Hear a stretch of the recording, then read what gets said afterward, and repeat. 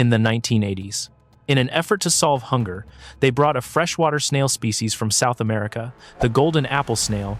Vietnam today breeds billions of golden apple snails in advanced closed systems, actively multiplying the exact same creature that once served as the ultimate nightmare for domestic agriculture. Right now, in southern Vietnam, billions of tiny creatures are being farmed on purpose, raised, sorted, and harvested around the clock inside row after row of sealed concrete tanks. And that should stop you cold, because this is the same creature that once tore through the region's rice farms, wiped out entire harvests, and earned a reputation as one of the most destructive species alive. Decades ago, this invasive species from South America swept across the region like a massive biological wave. A nation whose entire survival is built on rice is now deliberately breeding the very thing that nearly destroyed it, at a scale almost too vast to picture. So, the real question isn't how, it's why. Inside the tanks, walk inside one of these facilities in southern Vietnam, and at first you'd swear it's an ordinary fish farm. Rows of concrete tanks in clean lines, water cycling through on a timer, that same worker moving tank to tank, checking, sorting, collecting, past a staging area for the young, a zone for the full-grown stock, a table where everything gets washed, graded, and packed out. It runs on a schedule. Nobody's in hazmat gear. There's no warning signage anywhere. Powerless before nature, Vietnam made a historic pivot, saving the supply chain with the very machine that had devastated it.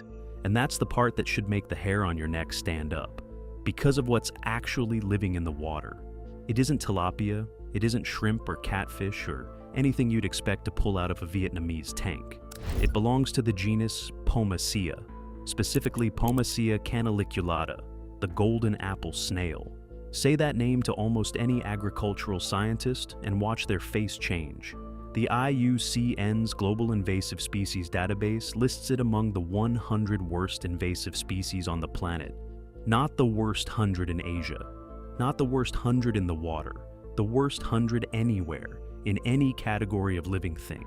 That's what's in the tanks, by the billions. And that number isn't an exaggeration. A population that multiplies on a clock measured in days, stacked across rows of tanks, and cycled through the whole year. Billions stops being a headline word and turns into a plain description of throughput. So, the question was never whether they can grow that many. They clearly can. The question is how on earth they keep that many from getting out. The vulnerable window.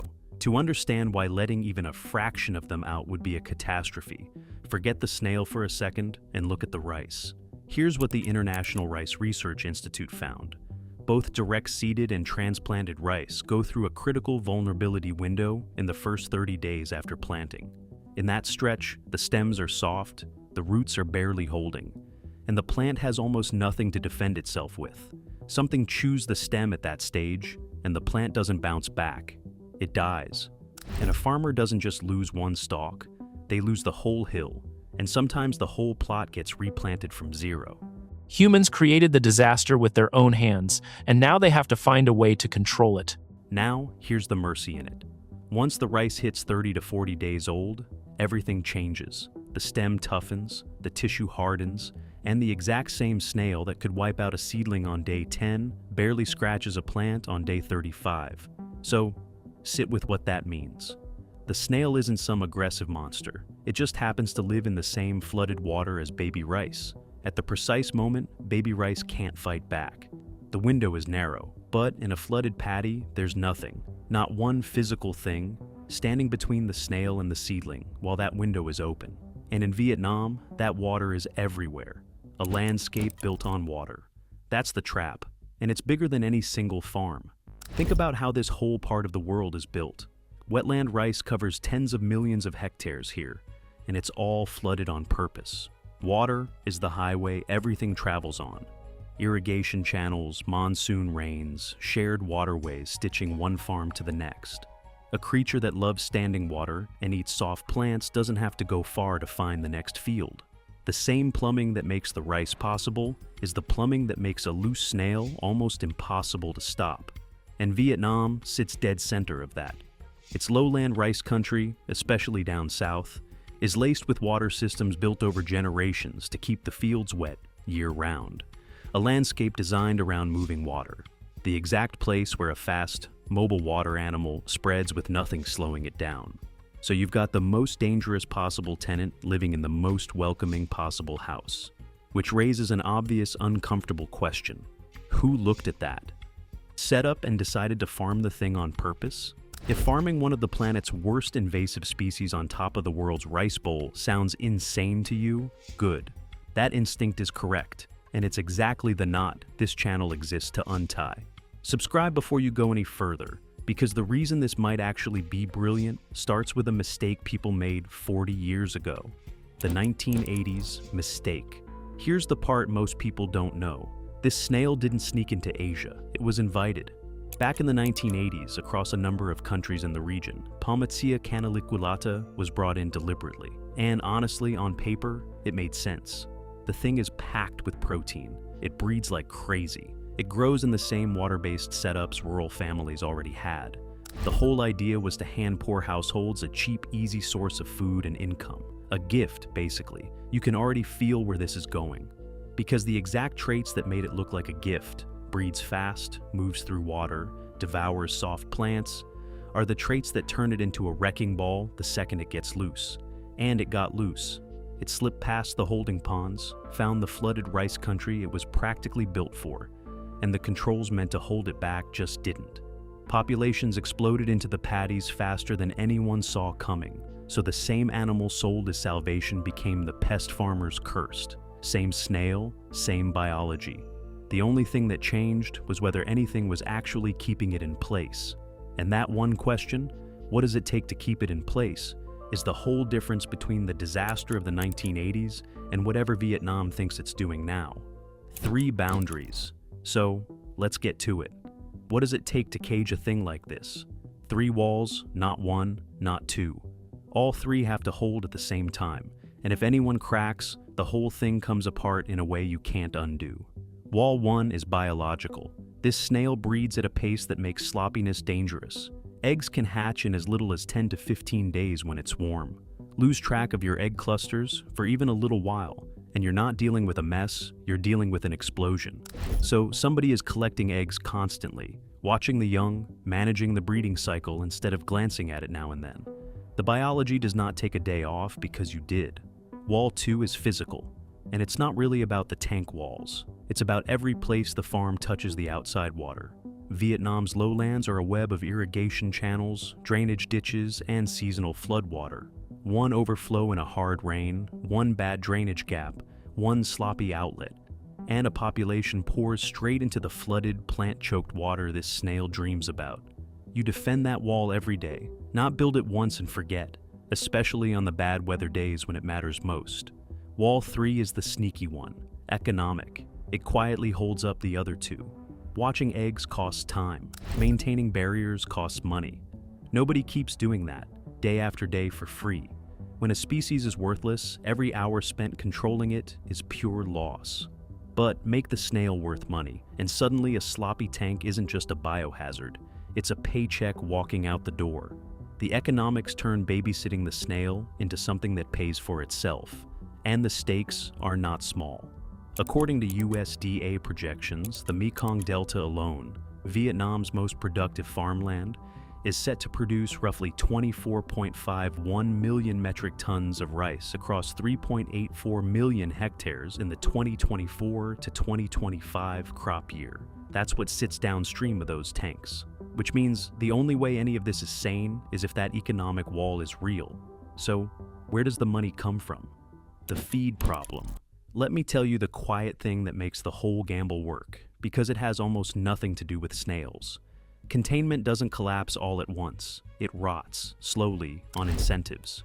The moment there's no payoff for being careful, the careful work quietly stops, and your inventory turns back into a liability.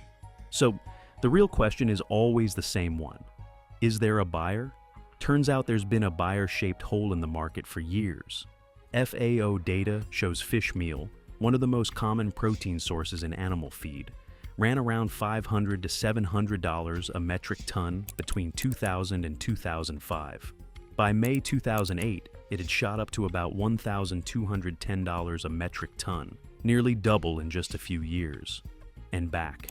In 2007, the aquaculture feed industry was burning through roughly 68 million metric tons of soybean meal a year, about 25.1% of all industrial aquaculture feed by weight. The whole industry was hooked on expensive imported protein and desperate for something cheaper it could grow at home. Now look at the snail again with those eyes. Something that breeds fast, raises easily, and piles up biomass by the ton stops looking like a pest. It looks like a feed supply. The snail never changed. The world around it did. But the market is a knife that cuts both ways. If demand grows faster than the cages can keep up, the money stops being a safeguard and becomes the threat. Push production before the walls are ready, and the economic wall, the one meant to save you, becomes the thing that breaks you. The market only works running beside the other two, never out in front. The science catches up. So is the snail actually any good as feed, or is this just wishful thinking? Turns out the science has been quietly stacking up. A 2018 study put golden apple snail meal to the test as a protein source and feed for rabbitfish, checking whether the nutrition could really support growth in a fish people farm for money. It could. The application held up. Then, in 2024, a broader compositional review went deeper, and the numbers are striking. Golden apple snail meat, measured on a dry matter basis, runs roughly 39 to 67% the protein, depending on how it's prepared. And the shell, the part everyone throws away, comes in around 41.38% calcium, which matters enormously for livestock and poultry feed, where buying calcium is a constant cost. These aren't fringe figures. They put this snail's protein right alongside the conventional feed ingredients the industry already pays a fortune for. Except this one breeds itself, fast and cheap, which is exactly why a creature on the 100 worst list suddenly has people running spreadsheets. Same species, different container. This is where the two stories finally collide. In the 1980s, the snail got dropped into an open system, wired straight into the same waterways, floodplains, and paddies that make up the whole landscape. There was no line between where it belonged and where it didn't. So, the biology did what biology always does with free run and a full buffet. What Vietnam is testing now is whether you can run that exact same biology in reverse. Same animal, same breeding rate, same protein, same everything. But instead of letting it spread out, you keep it boxed in, cycled, and harvested inside a hard boundary. Same snail, different container, that's the entire bet. Because the old idea was never dangerous because it used the snail. It was dangerous because nothing held the snail in place. An idea without a cage isn't a strategy. It's a release. The calculated bet. So, come all the way back to the question we opened with. Why would Vietnam, a country whose entire survival runs on rice, deliberately farm the very thing that once devastated it? Now you can answer it. It's not bravado, it's structure. Out in the open, this snail is a loaded gun. It breeds fast, lives in flooded water, and eats young rice at the one moment rice can't survive it. Locked in a closed system, that same gun becomes a tool. The breeding speed that makes it a nightmare in a paddy is the exact thing that makes it productive in a tank. The biology doesn't change, only whether it has a way out. And once there's a market, a buyer, a steady reason to keep the walls standing, the whole system starts protecting itself, and the size of the bet is staggering. The Mekong Delta grows roughly 55.5% of Vietnam's rice and around 90% of its rice exports, and in 2024, Vietnam was named the world's third largest rice exporter by export value. A country playing at that level, in a region that already watched this snail go nuclear once, is not making a careless bet by farming it in closed tanks. It's making a cold, calculated one, and every bit of it rests on those three walls holding. That's the real lesson, and it's bigger than snails. This isn't a feel-good story about turning pests into dinner, and it's not a green light to farm invasive species everywhere. Some no payday could ever justify. What it proves is narrow and sharp. A threat becomes a resource only when three things are true at once. You control how it breeds, you wall it off from where it does harm, and the people running it have a real reason to guard that wall every single day, not just the day they built it. Pull out anyone, and you don't get a smaller success. You get the 1980s all over again. The same animal, the same good intentions, the same wreckage. So here's what I actually want to know. As more and more of the world's farmland fills up with species that were never supposed to be there, is the future of farming about wiping them out? Or about building the cages that turn them into something we can use? Drop where you land in the comments and subscribe, because this is exactly the kind of argument this channel was built to keep having.